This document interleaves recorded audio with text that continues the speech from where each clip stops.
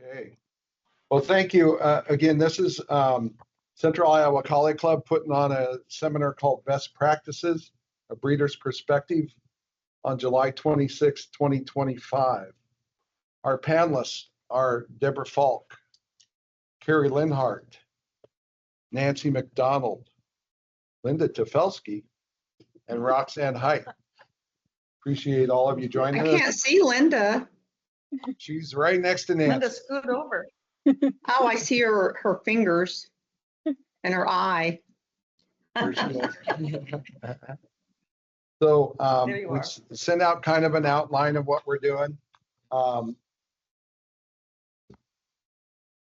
Behind every great breeding program is a story, journey shaped by mentors, pivotal dogs, hard lessons, and a vision for what the ideal collie should be.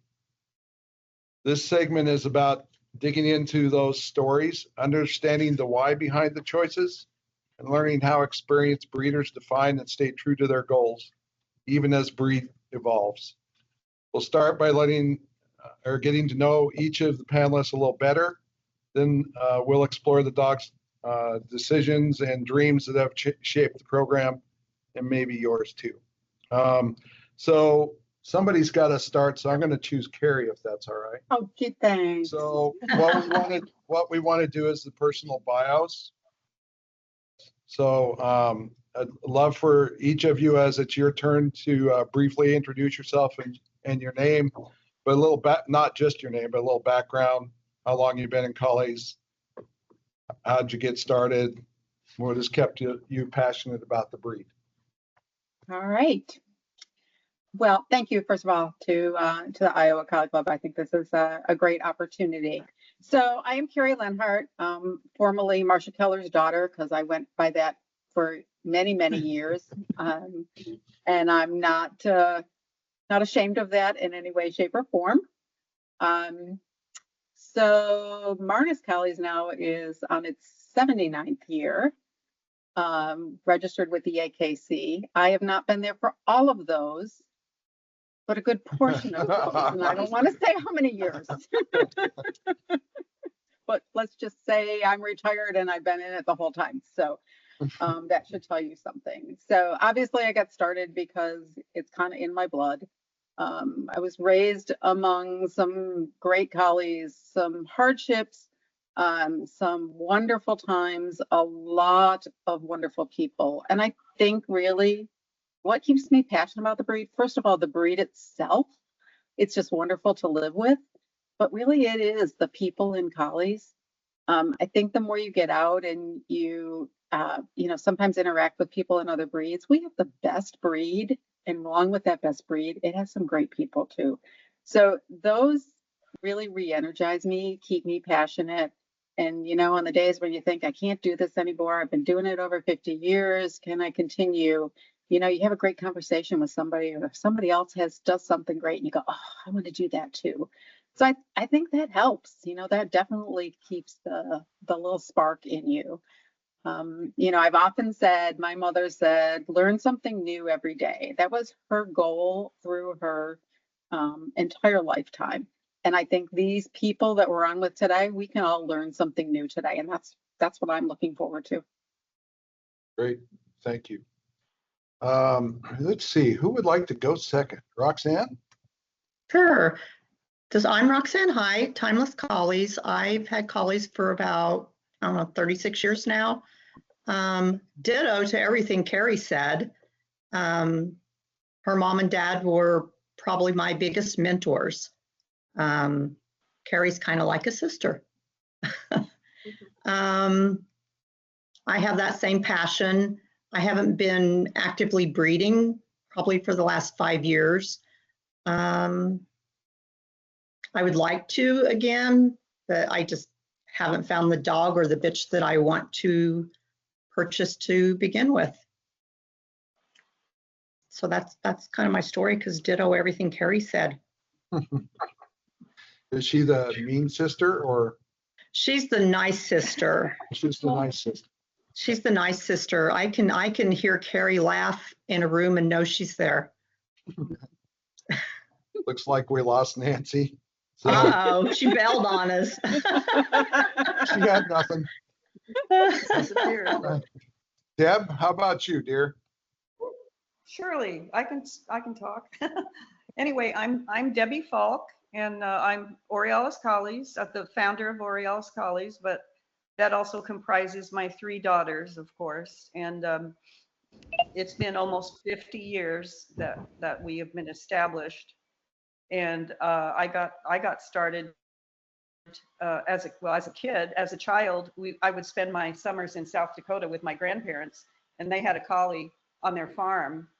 And we were city kids from LA. And so we just loved the farm, and I fell in love with the collie, and that's how my passion started there. And then I think I've stayed in it because like Carrie was saying, you know, the family of collie people is so important, and it keeps you going and it keeps your passion going. Along with my daughters, of course, they've I probably would have fizzled out if they weren't so interested in continuing everything.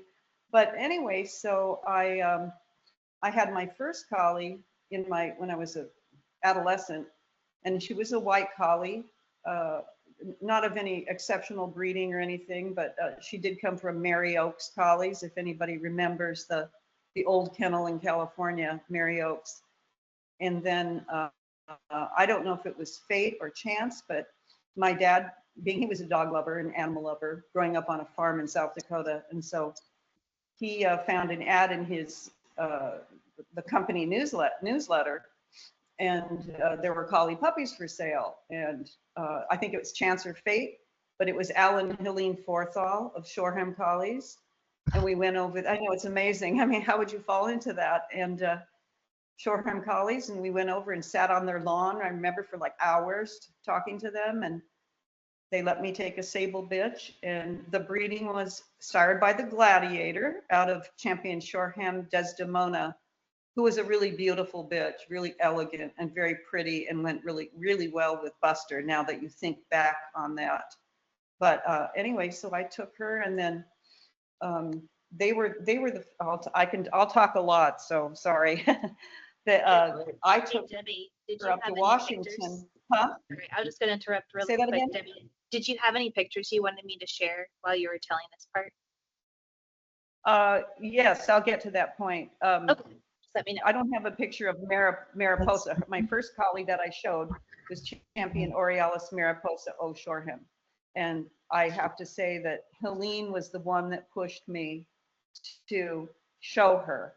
She called me, and I had moved to Washington State from California to start nursing school. And I took the dog with me, of course. And she pushed me and set me up with the right people to go to shows. And I was just hooked after that. And then Al was an exceptional mentor, because he was, I don't know if everybody knew him. I think Linda Tefelski would have known him. Yeah. Roxann probably did. Mhm. Who knew Al? I did. I did. He was a real perfectionist, okay, if everybody remembers him. And he taught me the finer points of the collie early on: head detail, skull, fill of skull, a lot of that, and soundness. So I took that away from him, and that was great. And then my earlier dogs were dogs like that people don't really know about, but my first litter was breeding Mariposa to a dog named Champion Tamarack Eclipse, if anybody remembers him. He was a tri, he came down from Asterisk. And I don't know why I had this vision to ship clear across the country, but I did. And that produced a champion bitch named Champion Aurealis Savannah. So yes, you can show that picture. I have some old photos, which I think are important because it's fun to see the old dogs. They're black and white.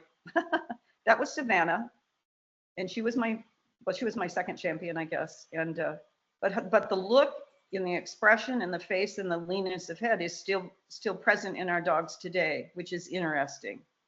So it's nice for me to look back and see these as well and review these. It's been a lot of fun, actually. So I thank the club for doing all of this work.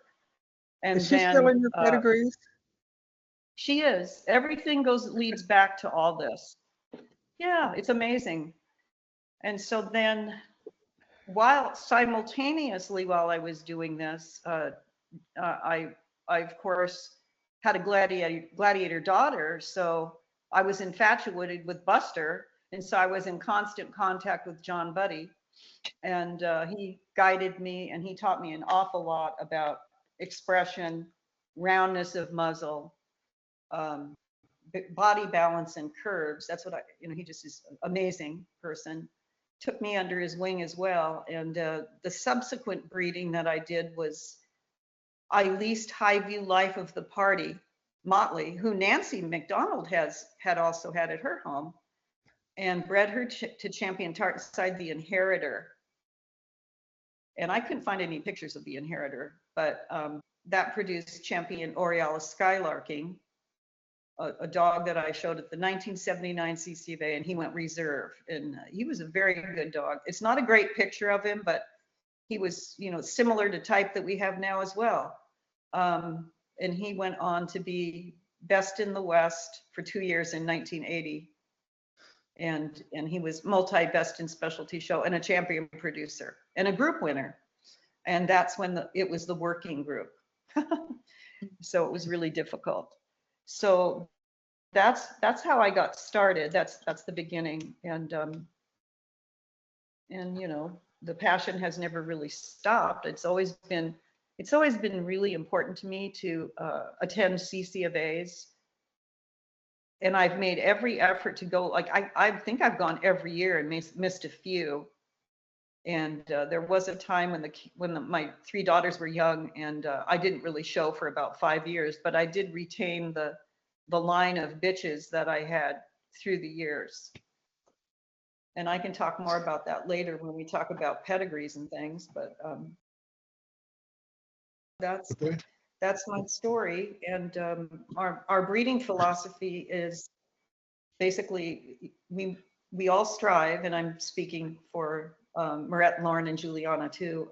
We have a website that is pretty good regarding their links to genetic testing and resources for people to obtain information, and to the CCFA and Collie Health Foundation.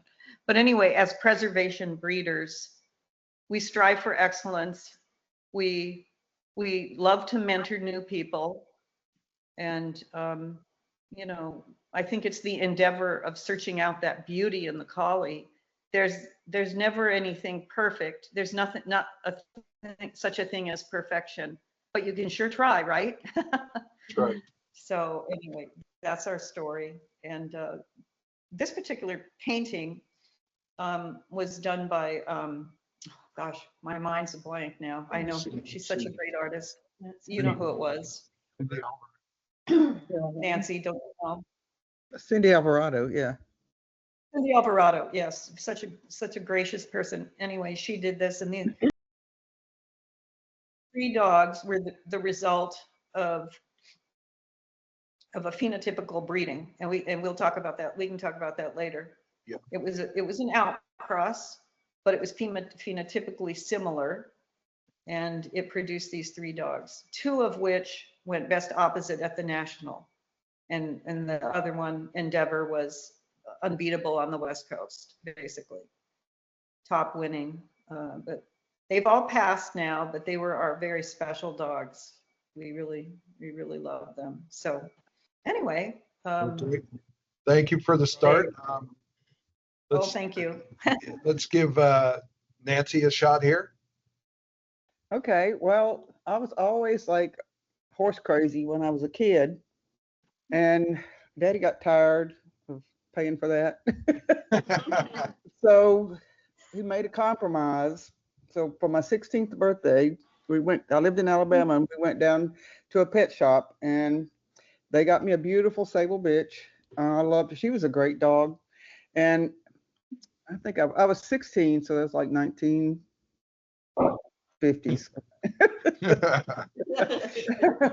So I went to school and didn't stay in school and moved to North Carolina. And I still wanted a collie. We left her with the neighbors when I went to school. I still wanted a collie, and I'd read the books and I'd read the magazines and everything, and loved all the pictures of the Belhaven dogs and the Tefelski photos because he just so glamorized. I just think of that picture of Breagate Model where he's kind of looking over his shoulder in that, I call it Tocallan position, with his head up and his long lean head. And so in Greensboro, we were in Greensboro, North Carolina. So somebody had a ad in the paper for puppies, and it was Lila Bates. And it turns out that she had imported the Crufts winner, and his name was Champion Briarrich Gold Emblem. And she also imported like several other English dogs. And she was a really good friend with Mrs. Ilch. And she had one of the last Belhavens. So she kind of, she didn't have any kids or anything. So she kind of took me under her wing and took me to the shows and everything. And the interesting thing is that was when I met Lynn Butler. And, she bred to Gold Emblem, and everything she has is built on that. Now, I went a different way. Those dogs were different, and they were smaller, so they really weren't that competitive. So Lila sent me to Mary Hutchinson, where I bought a puppy, and that was just like the last hit of crack I ever needed. I started going to the shows up in that area in Virginia, and Mason-Dixon Collie Club probably had 150 members, and they'd meet once a month, like live in a church, and church was like, that was a religion. So I just really got immersed in that, and there were so many, the people that we call legends now that were, immersed in the sport at that time, and I loved them all, and I just made a pest of myself, and some of them started liking me, or I cooked for them or something like that. They'd tell me stuff, or I remember going to Bobby Roos's and, brushing out Sweeper. I mean, I didn't care what I did as long as I was around them. So in probably around 1981, 1979, I moved to Haymarket, Virginia, in with Shelley Roos, and we had this cute little house, but we were really poor, and we had no heat, and we had no air conditioning. So we'd go on the Florida circuit in January because our toilet froze. But we didn't care, that's what we were doing. We loved doing it. And we were at a show somewhere and ran into, I don't know, hey, Spencer, you want to show the picture of Glitter? That was the one I got from Mary Hutchinson. That's kind of embarrassing, but it's good education, right? And she was a group winner. She won the working group. Yeah, okay. So anyway, it kind of went from that. She never produced anything for me, but we were at shows, and Mary Fields, who had Hopfields collies, had a tri-bitch by a champion Lier Flambeau Manobo out of Gladiator daughter.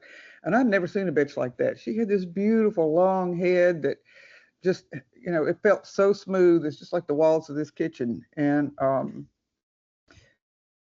the Rooses had Bullet at that time, and he was really an interesting dog. He had a beautiful face and this beautiful coat. And, I thought I was smart, and, let's get that bitch and lease her and breed her to Bullet, because I thought, if that's not the match made in heaven, no, because I was so smart back then. But anyway, we did do that breeding, and like the next slide is Early Light, and there were 4 that finished out of that litter. And they really didn't, they didn't carry on. We had some fertility problems with them. I did breed Early Light to Nayland's Night Dazzler and got a nice tri-dog from that, but he didn't carry on either. So but anyway, that was kind of my start, and I'm not going to hog this because we all want to talk about our dogs now. So All right, thank you. Very nice. Is Linda going to join us? No. No. Linda. come Come on. I don't have a family of dogs, but I can tell you how I got You're started. the bonus.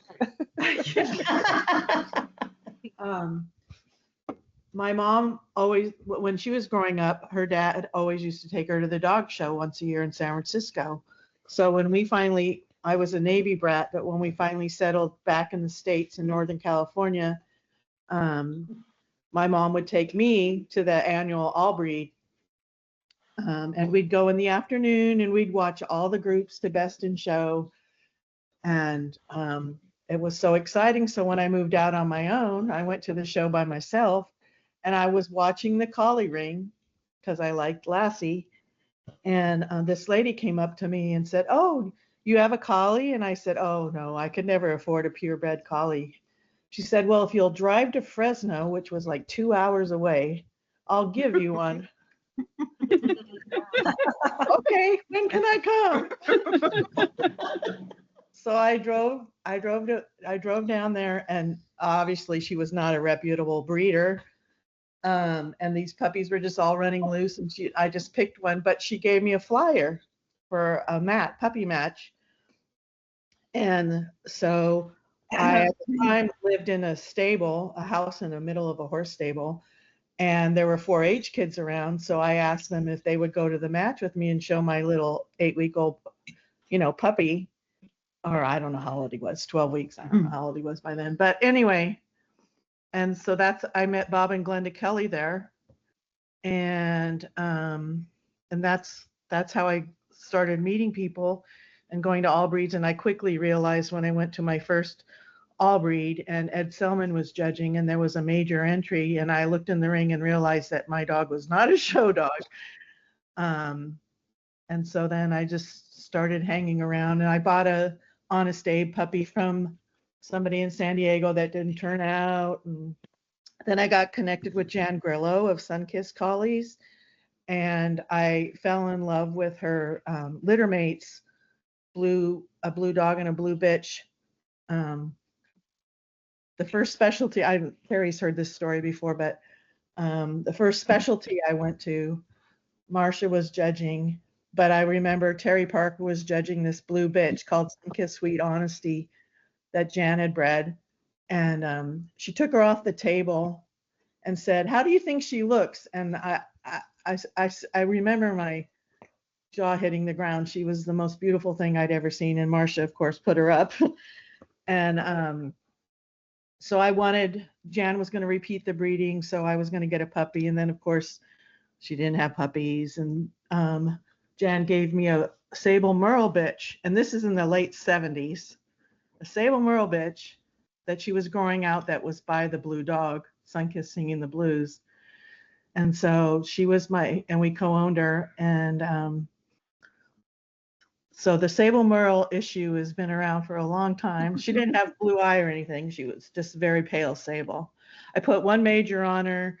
I did not finish her. And then I didn't get puppies from her. Well, they didn't turn out. But anyway, so then I started again with a Pallery bitch. And that was my first champion in 1981. I think it was 1981. No, I don't know. It took me 12 years to finish from the time I got my first pet puppy to the time I finished my first champion. And I always remember Sandy Tuttle telling me, because these people that buy puppies and finish them fast, I always was jealous. And she said, "Yeah, but you're here forever and they're going to be gone. So don't worry about it." So then I did some breeding with Pallery, and that's how I met Dr. Broken, because he bought a litter mate to the bitch I bought. And so he sent his bitch to me to train, and because my dog showed and his didn't. And that's how I started handling for Dr. Broken. And we finished over a dozen champions together. And I handled Star's Black Jeans. One of my favorite bitches to finish, but mostly I handled for Bill. I really didn't handle a lot of dogs because they lived with me and I had a house, not a kennel. And that was in the 1990s. And then in 2002, I applied to get my license. And then I didn't really I just kept buying dogs, and then I have one litter, and then I wouldn't get, they just to go on just with one dog, things happen, and then you're kind of stuck. So I don't.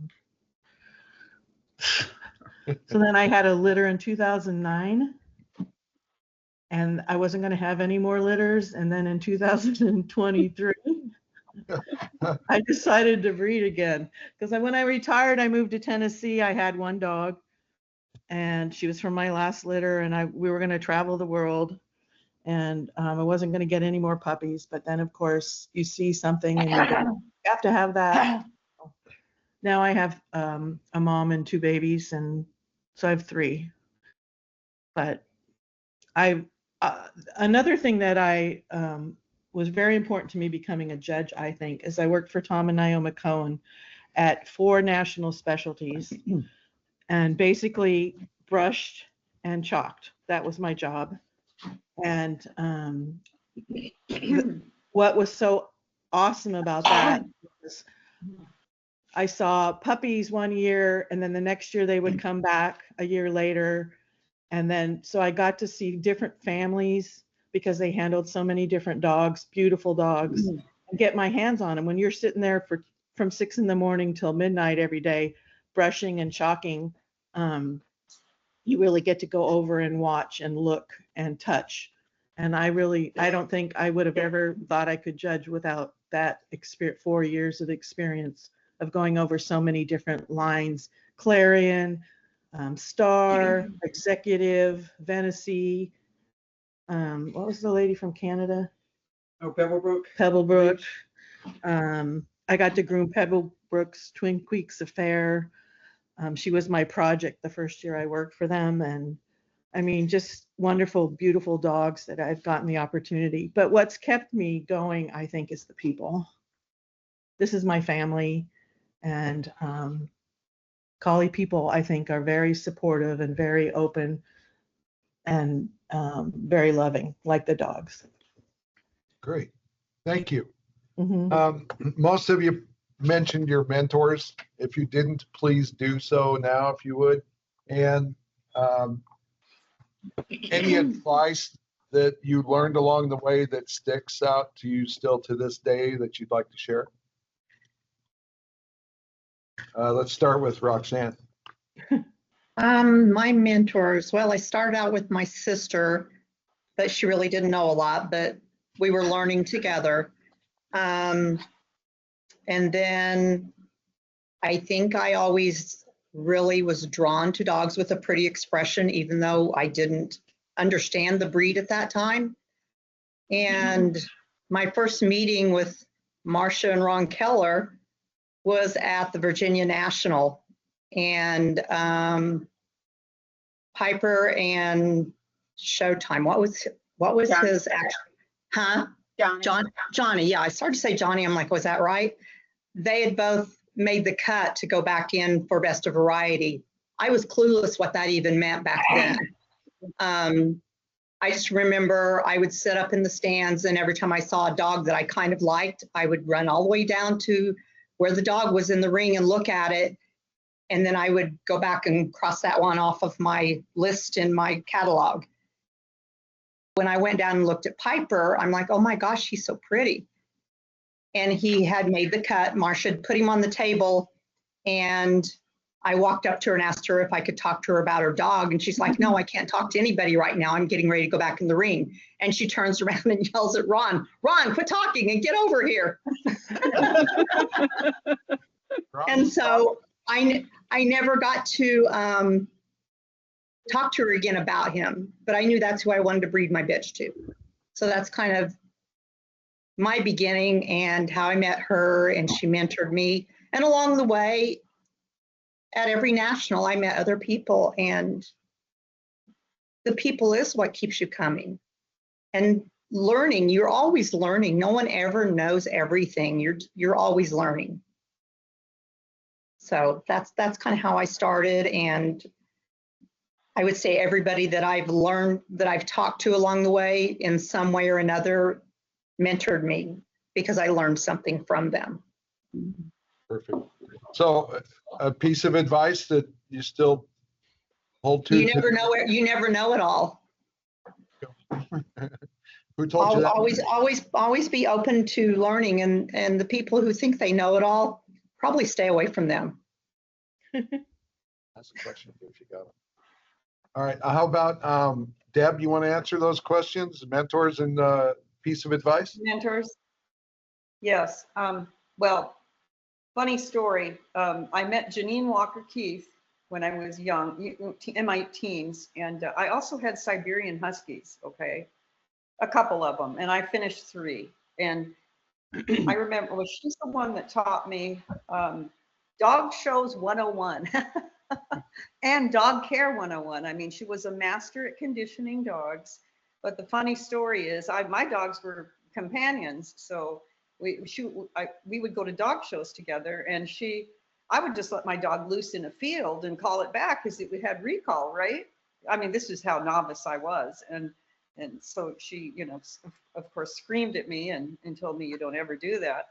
But the mentors in my life she was very good because she was a master trimmer, dog conditioner, and knew the ropes of the dog shows and how to maneuver that. And I think that's really scary for some people starting out.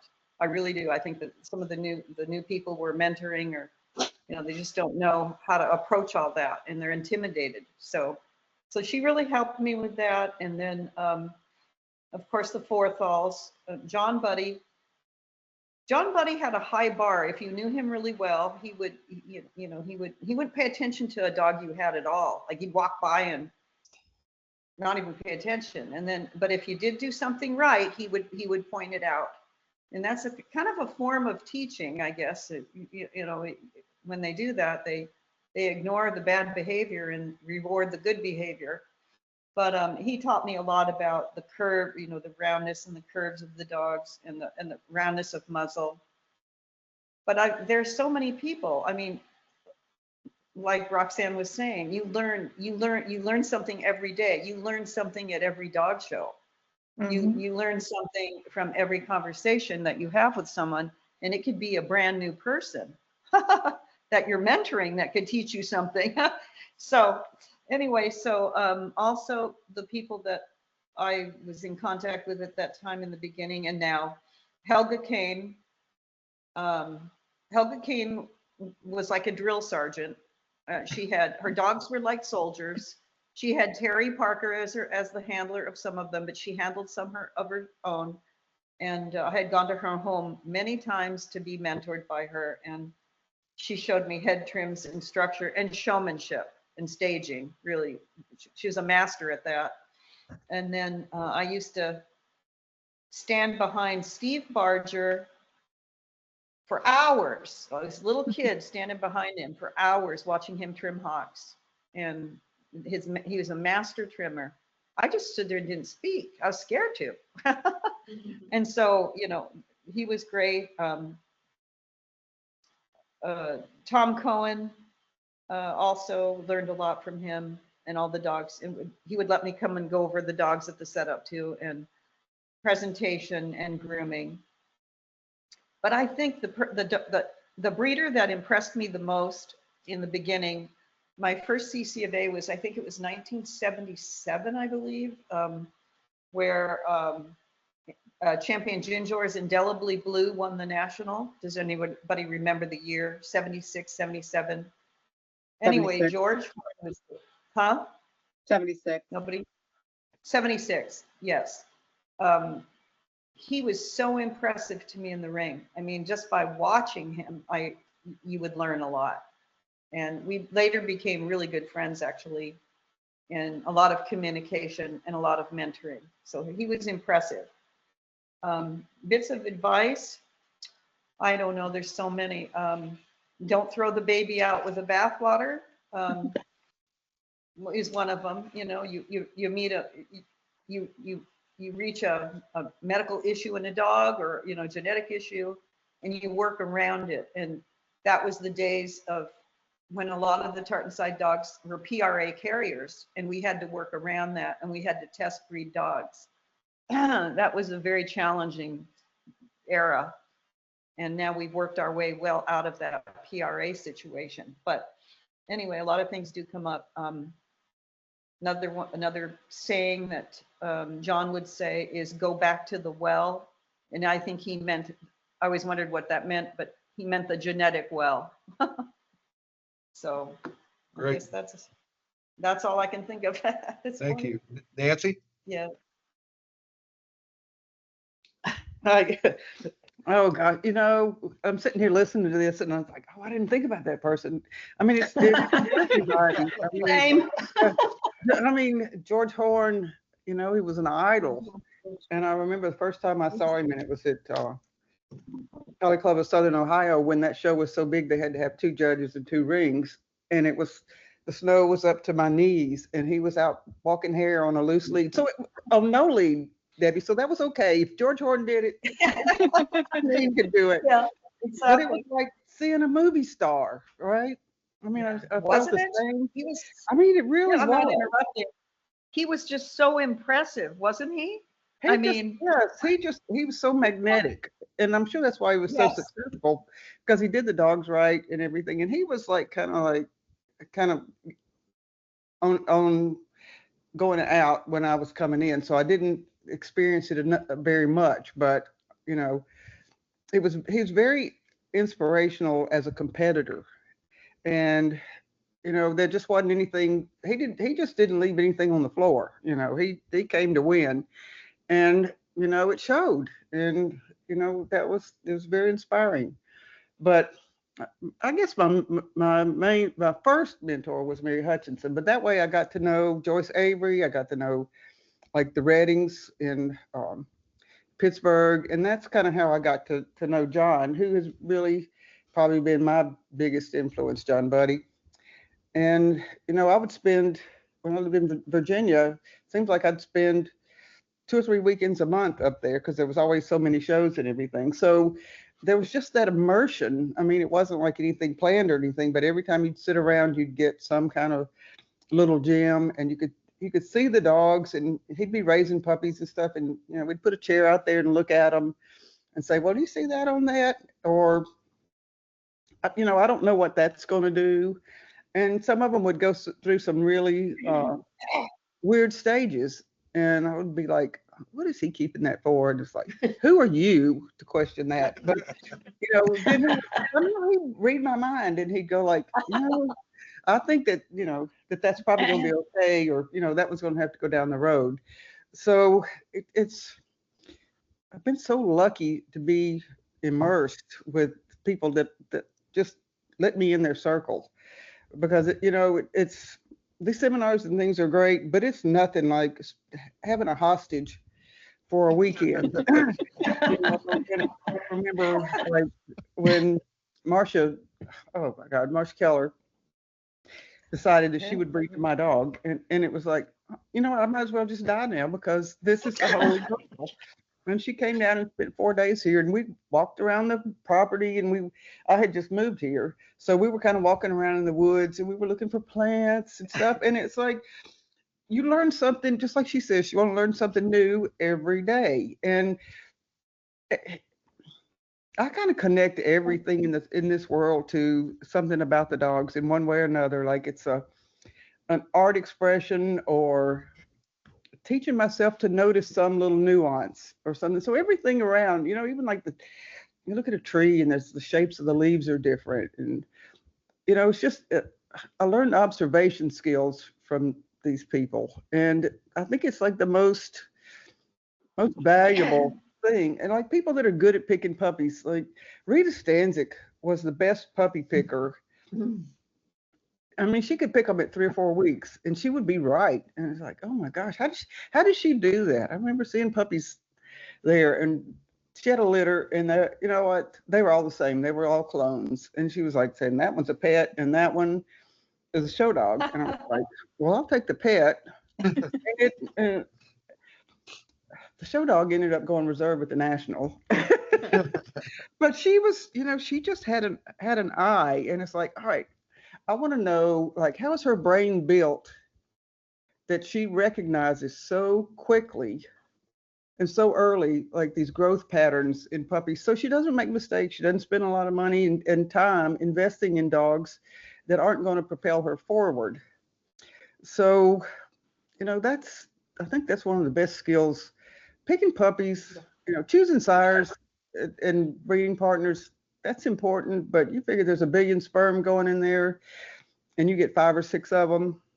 So there's kind of like the lottery aspect of that. But when your puppies get there, identifying the ones that are going to do for you, what you had in mind, that skill is priceless, being able to do that. So, and I think certain people, these collie people are artists, the really good ones, because they have a vision of, like what a painting would look like, or proportion and balance and things like that. So, you kind of have to have a little bit of, you have to have a lot of artist brain, I think. Piece of advice that sticks with you? This is a weird one, but it's the one that comes into my mind because I guess it did stick. I ran into some health problems, and it was like devastating. I mean, it just about killed me. And John sat me down one day, and because it was all I was thinking about, I was just obsessed. And he didn't want to talk about it, and he said, "Look, Nancy, I don't want to be an expert in that." And that resonated so much, because it was like, no, you don't want to be an expert in health problems. You want to be an expert in breeding great collies. And these are the things that happen to you, and you have to understand what they are and how you deal with them. But if that's what you focus on, that's what's going to happen to you, because that is in your consciousness all the time. And it was like, all right, I'm getting rid of that. And it, the health problems, we just kind of work through them. And these days now I see people like, I'm real active in the foundation, which I love, and I want to do a commercial for, but that's what we're about. We're about solving genetic problems and things like that, and we do a really good job at it. But sometimes it does give you too much focus on the things you don't want instead of the things that you do. You don't want them, so don't think about them. I mean, you have to deal with it, but I mean, if somebody wants to talk about this further, they can call me or anything if it's not clear. But seriously, let yourself create a vision of perfection in your mind and kind of work toward that all the time, instead of dwelling on, because nothing's going to be perfect. So you're going to get those things all the time, and just figure out which ones you can deal with and what you can't, and worry about the best you can be, not the worst. Excellent. Thank you. Linda, anything? This is a really kind of a funny one, because I grew up in collies around Sandy Tuttle, and I know a lot of you probably didn't know her because she was in California, and she was very quiet. Yeah, every time I know I her. people blow drying and sculpting smooth, Sandy's in my head, because that was just, she hated that. All the, they're not roughs, you're not, they're just, I just hear her saying this isn't right, even though I do it. Well, I don't trim a lot. I'm not a trimmer. I'm not into sculpting, but when other people go, I have to take my dryer to the show to blow dry my smooth, I always Sandy. So she lives in my head. Sandy Tuttle. Yeah, Yeah, I know. really kind of funny. But Dr. Broken and Dan Cordoza and Jan Grillo of Sunkissed Collies, another smaller breeder in California. The hours on the phone, letters, Jan and I used to write letters. Just, I think, listening and watching. Bill, you can talk to Dr. Broken, and he can describe a dog he went over in the 50s like it was yesterday. And I always found that fascinating. But I think learning, I spent a lot of time with Les, and I heard the same stories over and over and over again, and I miss them so much. It's just, I just feel very blessed to have been around a lot of wonderful, wonderful people. Oh, thank you. Mhm. Carrie? So, obviously, I've already said my main mentor was my mother, and ironically, a lot from my father too. I think people Yep. didn't realize, probably till after my mom was gone, just how much he really knew, and he learned it all from her. And they spent hours riding in the car everywhere, and would learn from each other. He was truly the kind of the other piece of her reasoning sometimes when she would try to, make a decision or decide one way or the other, whether it's on a breeding puppy selection. I don't know that he got as much to say about. But the whole piece to really being, and Nancy used the word immersed, is I did get immersed in some wonderful conversations. So people like, I already mentioned, George Horn, Rose and Joe, George Solner, they'd be in my kitchen, and those conversations would go on for hours and hours and hours. And these are friends talking. So there was nothing held back. And I would just sit in the corner and just absorb. I feel like today I can remember what some of those conversations were. Now, the jokes and the other things I couldn't even begin to tell you, because they all had a great sense of humor, which I think got them through a lot of the things that, the hard times. But there would be sometimes that it would just get into one joke after another. But it did allow me to just kind of absorb and see. And like Deb said, I would sit and watch people groom, whether I watched my mother for hours or, Tom and Steve were grooming there. We grew up in the Northeast, where you saw a lot of the great dogs and the great handlers and the great breeders, and you would just absorb everything that was there. I know that after my mom passed and Dad and I were going to shows, and he was never a groomer. That was one thing he never was. I had to take the scissors away from him after Mom passed. But I did up a dog. I don't remember who the dog was, and he just kind of looked at me and said, "Where did you learn how to do that?" And I'm like, 30 years of just watching and observing, and a couple years of practicing on a pet dog at home. But you just have to absorb everything that's around, and if you're lucky enough to be immersed among those people, it's like there's nothing like it. Advice, I can remember a lot of times where we had to start over, as everybody has said, whether it was a health issue or you just went down a path that just didn't lead you with where you wanted to be. I think it's really just always stay true to yourself, stay true to your vision. You're going to see, things that become popular. And if it's not part of your vision and you don't see it the same as others do, I don't care if it's not winning, stay true to what's in your heart and what you are there to continue to breed and reproduce, and what fills your eye. And you'll get the reward from that, rather than maybe from that 15-cent ribbon. That's a great lead into the next section. But before we leave this here, new people getting into the breed, how do they find a mentor? What's your insight for them on how to go about that and what to look for? That's any of you. Just if you got a thought, speak. Just reach out. I've had a few, even in the last 2 months, of people who have said, maybe there's a particular dog that they like, or they just, start asking a few questions. And you just have to be open and kind of feel for them.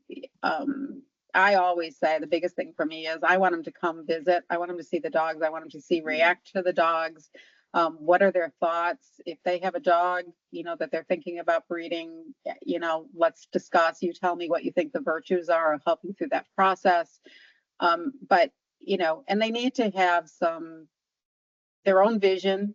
I have a huge library now of resources, from things that I brought home from my dad's and plus my own, and I'll lend out anything if it helps them, because I think they also need to know, what's been there in the past. It's not only what's out there today, but how did those dogs today get to where they are? There are a lot of dogs behind them that I think they need to have a better understanding of how we got to where we are today if they want to move forward in the future.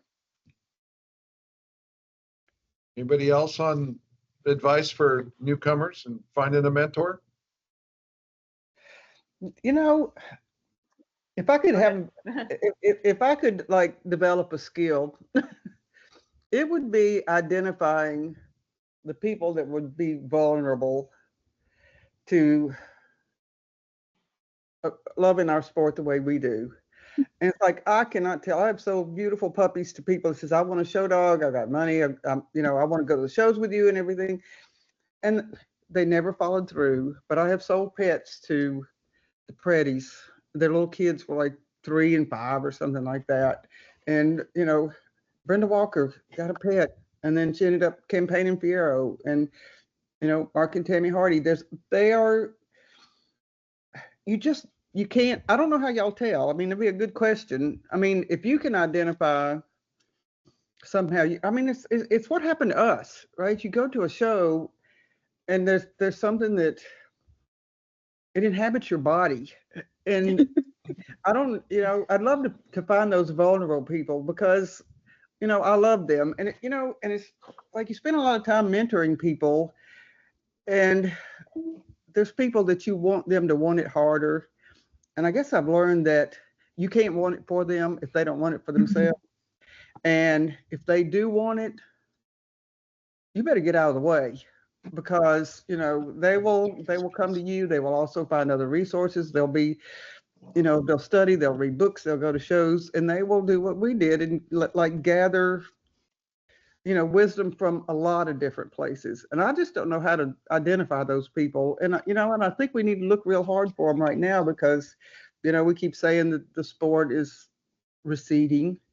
And I'm not sure that's true, but we don't have, when you go to a show and there's like 12 collies and Nick and Joel have half of them, you're not talking to the breeders. It's not like going to Collie Club of Southern Ohio with 250 dogs and sitting there and looking at the dogs with different people, changing chairs and go sit by somebody else and watch the ring from another angle.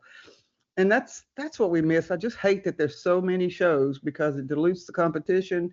It makes champions, and it doesn't provide the atmosphere for somebody that would be like us to get that kind of rich, or just even get that trigger that would, lead them down our path. And you know what? I want everybody to love dogs the way I love them. And I know they're not all going to, but, I wish that we had ways to identify those people and encourage them, into doing it as, a life's endeavor. So that's it. Any other thoughts? Yeah, it's a tough one. I think we've mentored quite a few different young girls and whatnot, and I have to say, you can coddle them to a certain point, but if they don't have that drive to really, watch what's going on around you and be more observant, you can't instill that in them. But my advice would be, don't be afraid to approach breeders at shows and talk to them. Just start talking to them. I think a lot of them are afraid to approach people. Mm-hmm. And I think the other problem is that we recently been mentoring a young girl here in Oregon. She's awesome. She has had horses. She has one of our champion collies, and she has that drive. And she texted me the other day and said she wanted to know more about the standard. I mean, this is what, when they need to ask questions. You can't just do everything for them. And I've done some things like groom their dogs for them and that, and they just want you to do it so that they don't have to do it. I mean, I'm just being really frank here and honest. So my advice to them is don't be afraid to approach breeders and talk to them, but they need that hands-on experience, and they need to do it themselves, and they need to have that drive and that love for the breed. And I think that's part of it. I think they need more education because right now they just want to go in the ring and win a ribbon. Some of them. Yeah. It's disappointing. I mean, I'm just being honest, really. And I love to mentor them. The girls love to mentor them, but they have to want to be mentored. Right. It's really hard, Yeah. I think. So I think these seminars are great because they can learn about the standard, but I think like Nancy and I were talking a while back, interpretation of the standard is another thing, because just because a dog is winning a ribbon or something, it doesn't mean it's a good dog.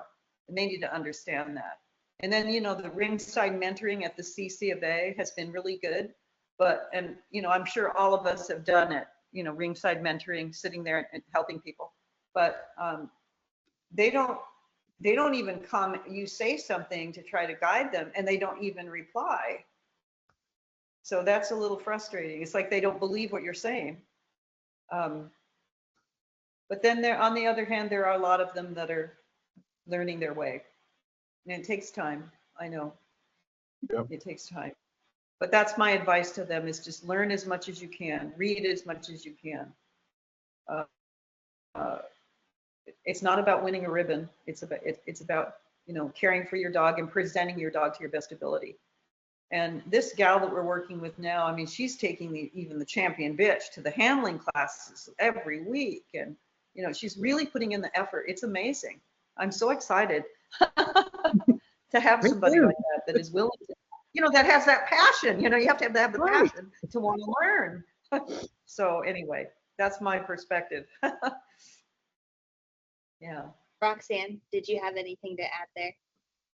Well, the same as what Nancy and Debbie have said. It's like I've had several people, come to me that I've mentored that I become disappointed with because they don't have the same passion I have. And all of them I've said, you need to go to specialties. You need to try to go to the national, find a type or a family that you're drawn to, that you really, really like, that has your vision, and go to that breeder, but make sure it's a successful breeder that has proven over a period of years to continually, consistently produce what you're drawn to, and get to know that person and ask questions and go to shows, go to seminars. You have to want to learn. You're not going to get better or learn if you don't put the effort in, and I've told probably the last 3 people that I've mentored that they didn't continue. I think they just wanted a dog and go show and win, and that's all they cared about. They wanted to breed it and have puppies, and that's not what being a breeder is. Being a breeder to me is always breeding your best and selecting from that why you bred that dog and going on from there or starting over. But the new people to the breed, to me, don't have the same inspiration that some of us now old people.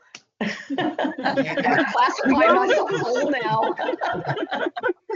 So, They don't have the same passion that we. Huh? So Yeah. do I y'all don't mean to interject. find- And remember how we showed dogs back then? Yes, Back but we then. also There were didn't. We classes also of 40, Yeah. classes of 30 and 40. And I think that's Yes, part of the problem. and to win at a show when there were 100 to 150 dogs entered, and the major to be, so I can't remember what it was, like 30 some bitches to get a major. Yes, Now it's so exactly. And I think easy that's and part of it's the so problem. instant, and there's so many shows that that's all Finally people want waking to do sometimes is win. They don't want to pay their dues or put in the effort to I mean, get do you know where. how many times I had to show in Southern California against that competition with Terry Parker in the ring and all those people, and classes of 30 and 40, and to go winner's dog. And I remember the breakthrough day, all and I had of our real shows had Bravo- like, Yeah, exactly. I had Rio we Bravo. always had Achilles Donna, Easy Joyce puppies. Hauser, everybody that came to our Right. specialties. Unbelievable. I loved the Twin Creek dogs. And Joyce used to scare the crap out of me if I was standing back watching her, because she could give you a I'm going to kill you look Right. if you are trying to get my secrets. But after I went up and talked to her, she was the nicest person in the world, but she was very intimidating. And I think maybe some newer people, maybe they have that same feeling that I had. Maybe they feel intimidated to go up and talk to someone. But I think people who genuinely want to learn, I think if they do take that step, that person is going to help them. But they have to be genuine. Right. But I think you're right. Yeah, they are. I think they get intimidated, and that's why I'm saying they need to go. They need to feel brave enough to go up and just ask questions and stand there and watch, like we used to do. We did it. We all of us stood and watched people and felt intimidated. Right. So and the business about a ribbon. I mean, we didn't win back then. You rarely won back then. Yeah. And you had to. And so when you did, it was special. Harder. Yeah, you had to work harder to win. I mean, you had to groom better, you had to train better, you had to breed better. You had to get a better dog. You had to do all those. You had to breed better. So I think that's lacking today with the low entries, and the small all breeds and the, it's yes, just not Nancy, the were you same. trying to say something, Nancy? Yes. Yeah. We're all saying it once. All right. With y'all, like, we'd never be friends, right? We'd never be friends if it wasn't for collies, right? Exactly. And I perceive this about y'all, so I'm not, but it's about me too. This is our identity. It is part of our identity. And it's interesting, like whenever we see, I mean, we're starting to lose our friends and stuff because we're old, but they write their obituaries and they say, well, I had these kids, these grandkids, and blah, blah, blah. They don't And mention the dog. they do mention, they said they were a collie judge. They were, they bred these great collies. They might not even say where they worked. They might not say, were they teachers and things like that, but they always say they bred collies and they'd had them, or they even might mention Terhune or somebody. And it's like, you know what, to be successful, it almost takes that level of commitment. And it's either you're going to do it or not, and it's who I am. And I kind of feel like that's true for y'all. Mm-hmm. I don't know what I'd be doing if I wasn't, over my head in the sport. I mean, it could be something else, but, but it wouldn't be as much fun. Commitment. It wouldn't. Or We're all like a big giant family. Well, yeah, and I don't know. I'm not sure I wish it on anybody because it's a burden. Well, I'm gonna lead a little bit into the vision statement, but I do just, on closing this topic of mentorship, I just want to say, Roxann, I know you and I are in the Midwest, so I ran into you early on, and I remember in the first few years of me starting out, I had done a lot of all breeds, and I was at a specialty all by myself. And I don't know, you and I must have been talking ringside, and you said, come back here, I want to show you some things. And you let me go over all your dogs, and you're like, this is what I like on this one, this is what I tweak on this one, and I just so appreciated that. And I just felt like, even from there, I felt like I started to have more and more connections at the specialty. I remember that. Yeah, so that's a memory that sticks out to me. So thank you. You're welcome. Yeah. Carrie, just a little while ago, you were talking about staying true to your vision. And we even talked a little bit about going for ribbons. And I remember an article I read of John Buddy's about staying true to that vision and don't get swayed by the ribbons.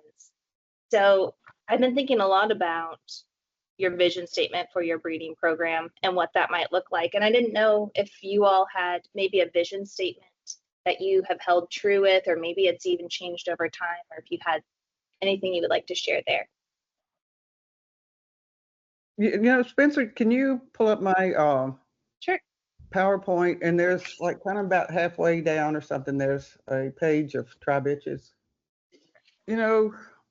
I think these bitches all have the virtues that I really strive to keep all the time. And it kind of started, all right, the first one was Barksdale Breathless. And she came from, I'll tell you what, Tommy and Naoma, when Marette had to stop breeding collies for a while, she had a dog. Well, I loved her dog. She had Napier's Liberty Fanfare and Napier's Bejeweled, and I just loved both of them. And so I had a client, and I think Tom called her up or something and said, would you be interested in this dog? And it was a Jewel son, His name was Napier's Dangerous Liaison. And I was handling, so it's like, oh yeah, I'll take that dog. And he ended up with me, and he kind of changed everything because he had, and his family, the whole family had the same virtues. They had these great temperaments. They had these beautiful, well-proportioned bodies.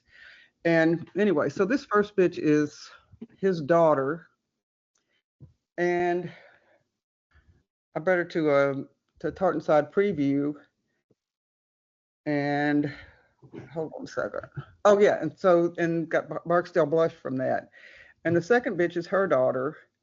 And all of these bitches come down from this first tri bitch, except this northeast one, that's Joyce Dowling's bitch. That was like a different outcross. But you know, you have to have a picture in your mind of what what you want them to look like. Because if you don't know where you're going, you don't know where to turn.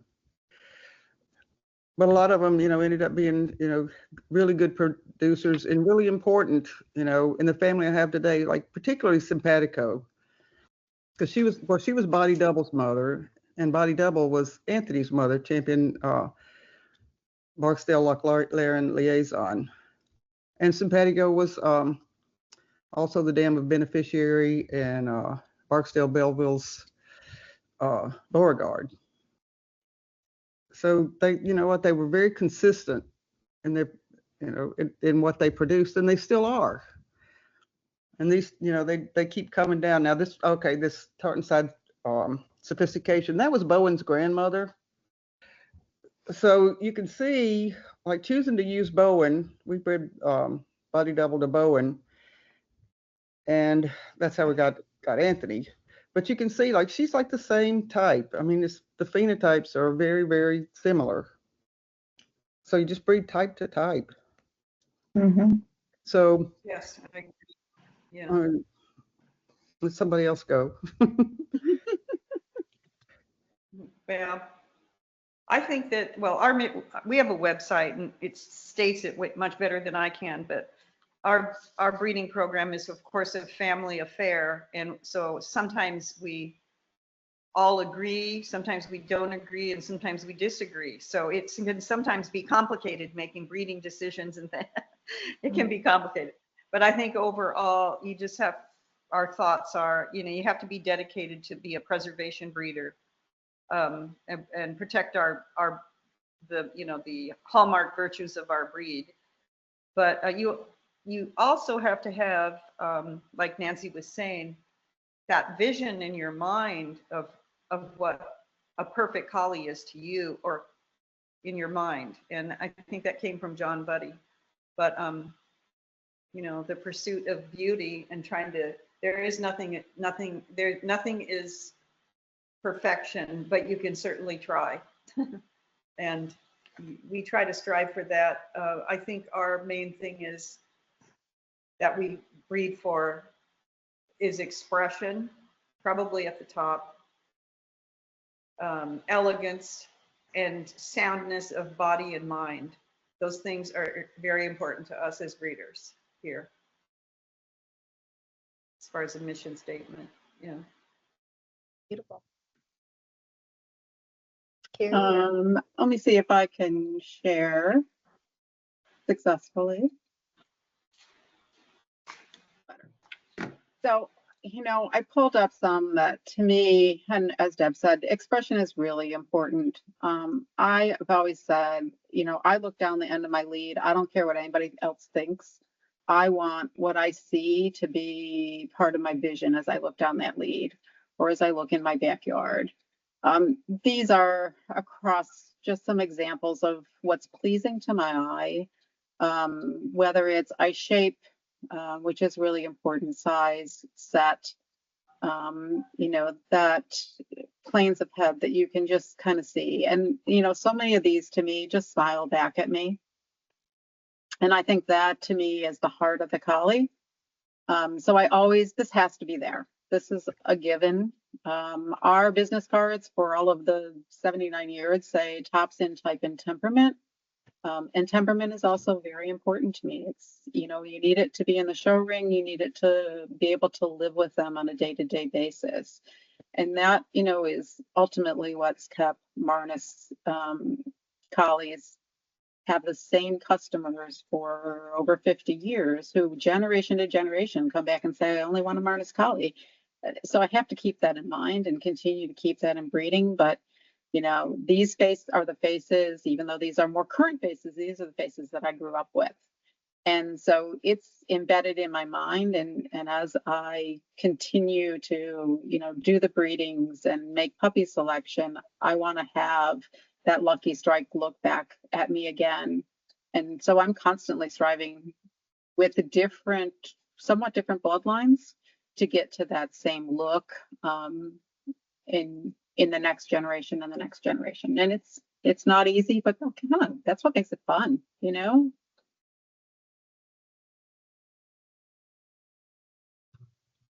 It's exciting. Could you go Yeah. back to that, Carrie, real quick? We had a Can I? question. Yep. That slide. Yes, Roxann. Can you please talk about the top middle dog that you have? This one? in yours? Try sharing again. Oh, Don't know sorry. if it is. Nope, you're good. So it's the top middle Go dog. back to, you know, I used to have multiple monitors that made this much easier. Okay, middle dog. That top row middle dog, yeah. Uh-huh. Please. Who is that? And talk more about it, yeah. Yeah, just tell a little bit more about it in the back. Okay, so if we'll start on the, I don't think I labeled these now. So this is Grand Champion Marnus Lucky Strike, who's an ROM. This is a granddaughter of his. This is Champion Marnus Sentimental Journey. Kylie, who's now 12. This is Lucky Strike's mother. So this is Happy Go Lucky. And this was when she was about 12 years old. This picture was taken. And then this is Champion Marnus Reason to Believe. So Reason to Believe's mother and Sentimental Journey's mother are the same.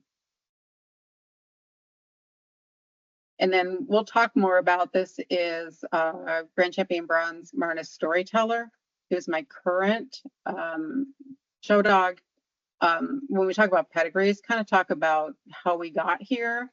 But I thought it was interesting when I posted these pictures together. I see a lot of similarity in this bitch and this dog on the top right. But there is a 14 years difference between those two and a lot of generations. Thanks, Carrie. Roxann, I- did you have anything you wanted to add on maybe vision statement or how you No, hope- probably the same as what they've said. Yeah. Have a vision in your mind and with the understanding of the standard, and always be true to yourself and select for why you did that breeding. And if that breeding didn't produce what you wanted or what was your vision, then start all over again and just stay true to what you want, not what everybody else tells you to pick, because you're not the breeder if you can't select for yourself and have a vision and a purpose for having that litter. I guess that's my advice. That's how we've always done it, is we've selected with the same, wanting the same virtues, the same look. Temperament is also extremely important to me because we have 3 acres that are fenced. We let all of our dogs out together, and if they can't get along, they're not going to live here because they have to be able to get along with each other. That's a true collie temperament to me. So question to you all. Who's the dog in your mind that you started off wanting to replicate? And did it change? Mine was Hayden, and in all of our breedings, we never could produce him or a dog better than him. But that was what we always strived to do. And I wouldn't have never had him had I never met Marcia or Saul Piper, because that became my vision, is to always select for that beautiful expression, soundness, type, temperament.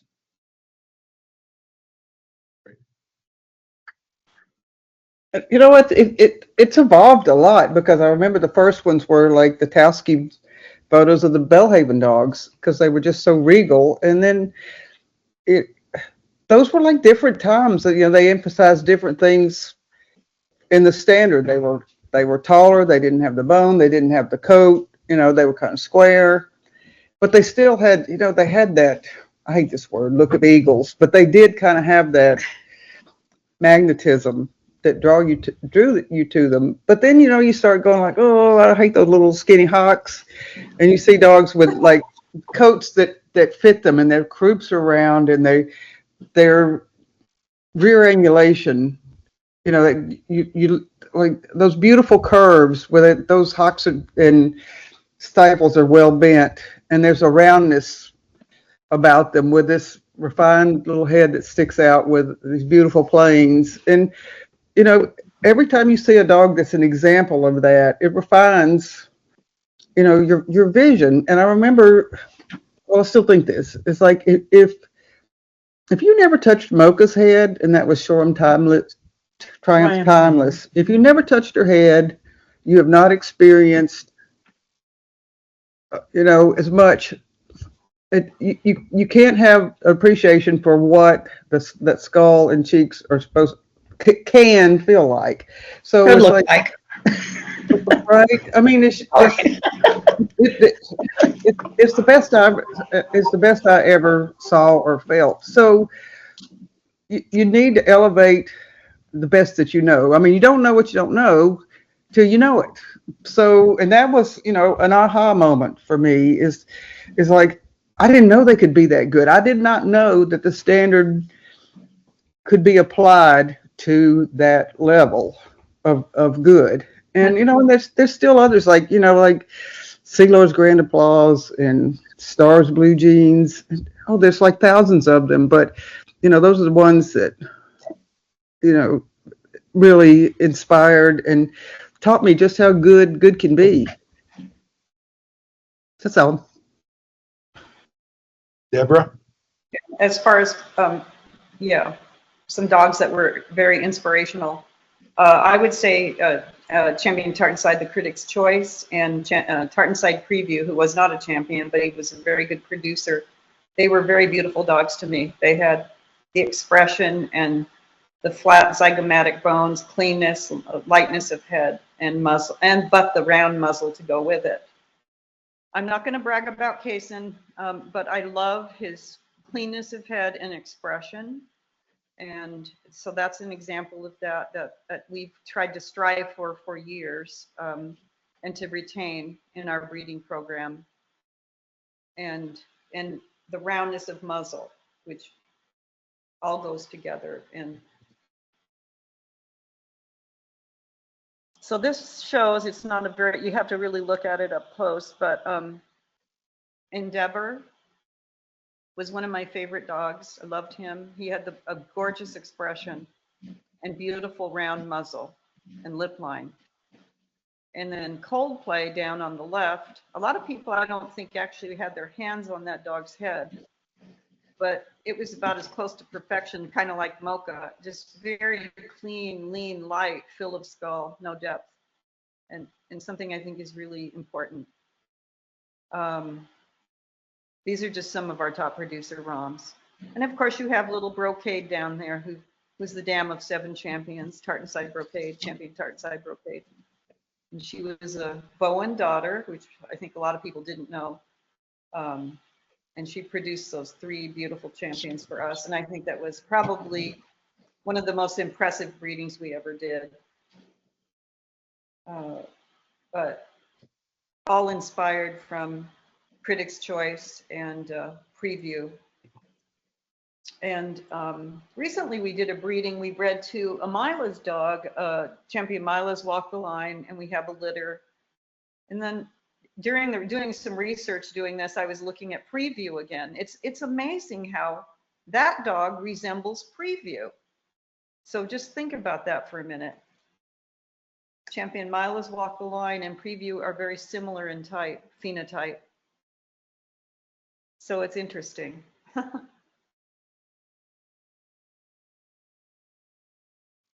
And then the white bits, you can't really see the head detail there, but the white female there is the dam of 13 champions.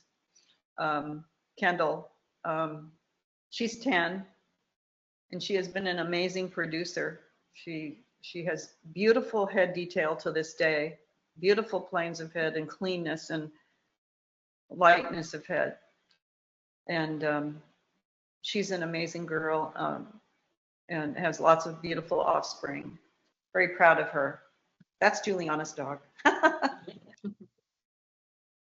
Yeah, we all had certain favorites that we had. Carrie.